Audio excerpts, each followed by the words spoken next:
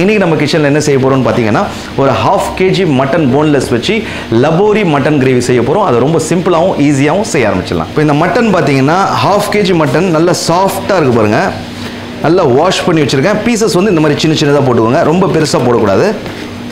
ஒரு 1/4 டேபிள் ஸ்பூனுக்கு சால்ட் சேர்க்குறேன். ஒரு 1/4 டேபிள் ஸ்பூனுக்கு மஞ்சள் தூள், ஒரு 1/2 டேபிள் ஸ்பூனுக்கு மிளகாய் தூள், ஒரு 50 ml தயிர், நல்ல கட்டியான தயிர். அவ்வளோதான். இந்த 4 ஐட்டங்க. இந்த 4 ஐட்டம் போட்டு நல்லா பிசையணும். ஒரு 2-3 நிமிஷத்துக்கு பிசைஞ்சிட்டு 1/2 மணி நேரத்துக்கு அப்படியே விட்டுறணும். இந்த வேலை செஞ்சு வச்சுட்டோம்னா அதுக்கப்புறம் நம்மளுக்கு என்னென்னா அடுத்த வேலைங்களாம் நம்ம பார்த்துக்கலாம் ஈஸியாக. சரிங்களா? அப்படியே மிக்ஸ் பண்ணுவோம். நல்லா இந்த மாதிரி பிசையும் போது இந்த உப்பு காரம்லாம் போய்ட்டு நல்லா உள்ளே சேரும். ஏன்னா மட்டனில் பார்த்தீங்கன்னா நீங்கள் இந்த மாதிரி இது பாருங்கள், இந்த மாதிரி கேப்ஸ் இருக்கும், இந்த மாதிரி லேயராக கேப்ஸ் இருக்கும் மட்டன். அதனால் நல்லா பிசைஞ்சு விட்டுக்கோங்க. நம்மளுடைய மட்டன் ஊறுறதுக்குள்ளே நம்ம என்ன பண்ணுவோம்னு பார்த்தீங்கன்னா ஒரு பேன் எடுத்துருக்கேன். அடுப்பை பற்ற வச்சுக்கலாம். அடுப்பை பற்ற வச்சுட்டு ஒரு 50 ml ஆயில் ஊற்றுறேன்.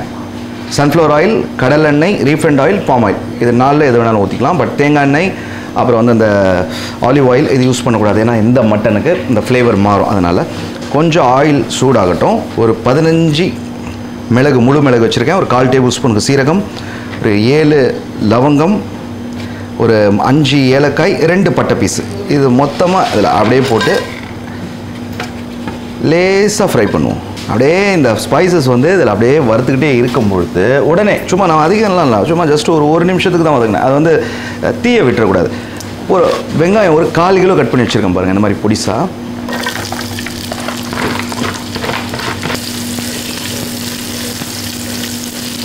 நம்ம ஸ்பைசஸ்க்கு அடுத்தது வெங்காயம் போட்டோம் 1/4 கிலோ. இந்த 1/4 கிலோ வெங்காயம் போட்டு ஒரு 2 நிமிஷத்துக்கு வதக்கணும்னா இந்த வெங்காயத்தில் வந்து அந்த ஈரத்தன்மை இருக்கும். அந்த ஈரத்தன்மை கொஞ்சம் குறையணும். குறைஞ்சதுக்கப்புறம் நான் ஒரு 150 கிராம் தக்காளி வச்சுருக்கேன், அதையும் சேர்க்கலாம். கலர் லேசாக சேஞ்ச் ஆகுது இல்லையா, அதை வறுபடுது இல்லை. இந்த நேரத்தில் நம்ம என்ன பண்ணுவோம், தக்காளி நான் சொன்ன மாதிரி 150 கிராம் இதையும் சேர்த்து நம்ம ஒரு 5 நிமிஷத்துக்கு வதக்குவோம்.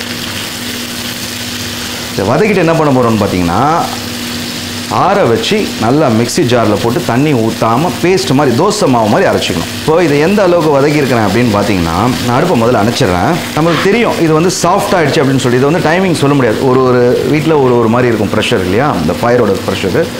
ஸோ இது வந்து 50% சாஃப்ட் ஆகிடுச்சு அப்படின்னு நம்மளுக்கு தோணும்பொழுது நம்ம அரைச்சிடணும். இப்போ நம்ம வந்து மசாலா அரைச்சி வந்துச்சு பாருங்கள் ஜாரில், நல்லா ஆற விட்டுட்டேன். இந்த பேனை வாஷ் பண்ணவே இல்லை. அதே பேனில் நம்ம என்ன பண்ணுறோன்னா மறுபடியும் அடுப்பை பற்ற வச்சுட்டு ஒரு ஆயில் வந்து ஒரு 25 ml ஃபஸ்ட்டு ஒரு 50 ml போட்டு நம்ம இந்த மசாலாவை இது பண்ண வதக்கணும். ஒரு 25 ml நம்ம தாளிக்கிறதுக்காக போடுவோம். ஆயில் கொஞ்சம் சூடாகட்டும். ஒரு 5 காஞ்ச மிளகாய், 2 பே லீஃப், சின்ன சைஸ், பெருசாக இருந்தால் பிச்சு போட்டுக்கோங்க, ஒரே ஒரு பே லீஃப் போதும். அப்படியே கையோடு நான் என்ன பண்ணுறேன்னு பார்த்தீங்கன்னா ஒரு 10 கருவேப்பிலை இலைகள் இதையும் சேர்க்குறேன். இந்த ஆயிலில் லேசாக வதக்குவோம்.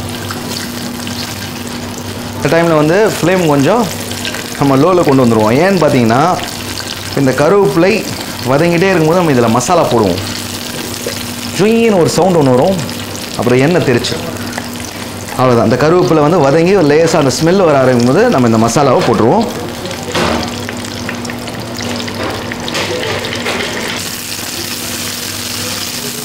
இதை வந்து தாளிச்சாச்சு. நம்மளுடைய தக்காளி சட்னி ரெடி. இப்போ இட்லிக்கு, தோசைக்கு எல்லாத்துக்கும் சாப்பிட்லாம். அந்த மாதிரி தான் இருக்குல்லங்க. பட் அது என்ன பண்ணுவோன்னா இந்த மாதிரி அதில் கொஞ்சம் இஞ்சி இதெல்லாம் வரும். சும்மா நான் வந்து ஜாலியாக பேசிகிட்டு இருக்கேன் உங்ககிட்ட. அதில் வேறு அந்த புளி, கொஞ்சம் இஞ்சி இதெல்லாம் போடணும். சரிங்க. இப்போ வந்து இதை போட்டு தாளிச்சோம் இல்லையா, இப்போ நான் வந்து ஜாரில் வந்து லேசாக தண்ணி போட்டு ஊற்றிக்கலாம், ஏன்னா வேஸ்ட் ஆகும். இப்போ சும்மா கொஞ்சமாக ஒரு 150 ml தண்ணி ஊற்றிருக்கேன் நான். போட்டு இந்த தண்ணியோடு இந்த மசாலா சேர்ந்து கொஞ்சம் வதங்கட்டும், ஒரு 2 நிமிஷம் வதங்கட்டும். அதுக்கப்புறம் நம்ம வந்து டைரெக்டாக என்ன பண்ணுவோம், மட்டன்லாம் வந்து இந்த ஊற வச்சுருக்கோம் இல்லையா, அதை அப்படியே எடுத்து போட்டுடலாம். பாருங்கள் நல்லா கொதிச்சிருச்சு. நம்மளோட சட்னி நல்லா திக்காகவும் இருக்குது. இப்போ இந்த நேரத்தில் நம்ம என்ன பண்ணுறோன்னா ஜீரகம் பவுட்ரு ஒரு 1/2 டேபிள் ஸ்பூன் ஆட் பண்ணுறோம். அப்படியே கையோட கரம் மசாலா பவுட்ரு ஒரு 1/4 டேபிள் ஸ்பூன் ஆட் பண்ணுறோம். மிக்ஸ் கொடுக்குறோம். மல்லித்தூள் ஒரு 1/2 டேபிள் ஸ்பூனுக்கு ஆட் பண்ணலாம். அப்படியே கையோட ஒரு 1/4 டேபிள் ஸ்பூனுக்கு சால்ட். ஞாபகம் வச்சுக்கோங்க, நம்ம வந்து இந்த மட்டனை வந்து மிக்ஸ் பண்ணும்போது ஒரு 1/4 டேபிள் ஸ்பூன் போட்டோம். இப்போ ஒரு 1/4 டேபிள் ஸ்பூன் இந்த மசாலாவில் போகிறோம். ரெண்டும் சேர்த்து 1/2 டேபிள் ஸ்பூன். ஒரு 1/2 கிலோ மீட் நீங்கள் எங்கே போய் என்ன செஞ்சாலும் சரி, மிக்ஸ் பண்ணி நீங்கள் வந்து ஆயிலில் ஃப்ரை பண்ணாலும் சரி, இல்லை அதை கிரேவி செஞ்சாலும் சரி, 1/2 டேபிள் ஸ்பூன் உப்பு போதுமானது. அதுக்கப்புறம் வேணால் பார்த்து போட்டுக்கலாம். இது ஒரு கணக்கு. 1 கிலோக்கு 1 டேபிள் ஸ்பூனு, 1/2 கிலோக்கு 1/2 டேபிள் ஸ்பூனு அப்படின்றது ஒரு கணக்கு.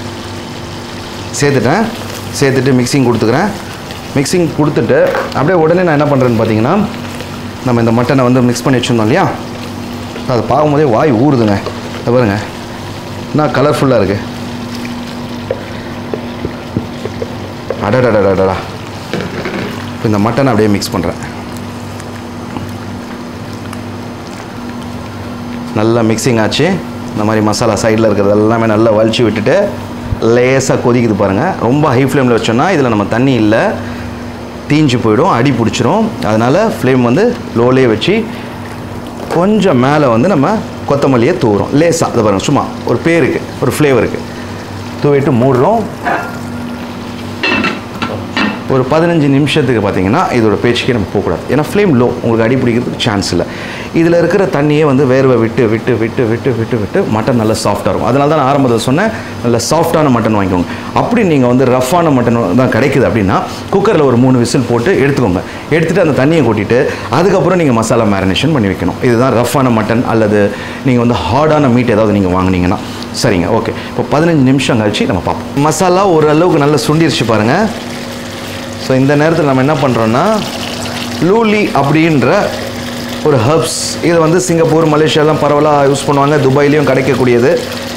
அப்படி இல்லை உங்களுக்கு இது கிடைக்கல, இது என்னன்னு தெரியல அப்படின்னு நீங்கள் ஃபீல் பண்ணிங்கன்னா, ஸ்ப்ரிங் ஆனியன் இருக்கு இல்லையா, அது வந்து ஒரு 2 ஸ்ப்ரிங் ஆனியன் நல்லா லென்த்தாக சின்னதாக பொடிசாக கட் பண்ணி போட்டுக்கோங்க. சும்மா நான் கொஞ்சம் தான் சேர்க்குறேன், அது பாருங்கள், அவ்வளோதான். சும்மா ஒரு 5 விரல் கிடங்குற மாதிரி. அப்படியே கையோட நம்ம இந்த மட்டனை போட்டு பிளேட்டு தட்டு மூடும்பொழுது கொஞ்சம் கொத்தமல்லி நான் சேர்த்தேன். இப்போ மேலே கொஞ்சம் கொத்தமல்லி, இது பாருங்கள், லேசாக இதையும் சேர்க்குறேன் ஃப்ளேவருக்கு. சேர்த்துட்டு ஒரு மிக்ஸு. அடுப்பை அணைச்சிருவோம். நம்மளுடைய லகோரி மட்டன் கிரேவி ரெடி. பார்க்கும்போதே அப்படியே ஒரு அருமையான ஒரு டெக்ஸ்சரில் இருக்குது. இப்போ கீ ரைஸு, தேங்காய் பால் சோறு, ஆப்பம், இடியாப்பம், இட்லி, பரோட்டா, தோசை, இந்த மாதிரி எல்லா விஷயத்துக்கும் சூப்பராக இருக்கும். ஃப்ரைட் ரைஸ் இருக்குது பார்த்தீங்களா, ட்ரையாக செஞ்சு வந்துடும். ஒயிட் நிறைய மசாலாலாம் போடாமல் ஒயிட்டாக இருக்கும் அந்த ஃப்ரைட் ரைஸ் பார்க்கும்போது. அது கூட லேசாக அந்த மாதிரி எடுத்து ஒரு சைட் டிஷ்ஷாக வச்சு சாப்பிட்டோன்னா கூட சூப்பராக இருக்கும். நீங்களும் ட்ரை பண்ணுங்கள். ஒரு வித்தியாசமான ஒரு ஸ்டைல். ஏன்னா நம்ம மட்டன் நிறைய சாப்பிட்றோம், மட்டன் பெப்பர் சாப்பிட்றோம், கிரேவி, குழம்பு, அது இதுன்னு சாப்பிட்றோம். இது ஒரு வித்தியாசமானது. நீங்களும் வீட்டில் ட்ரை பண்ணுங்கள். ட்ரை பண்ணிவிட்டு அவுட்புட் எப்படி வந்து எனக்கு கமெண்ட் பண்ணுங்கள். மறுபடியும் அடுத்த வீடியோவில் சந்திக்கிறேன்.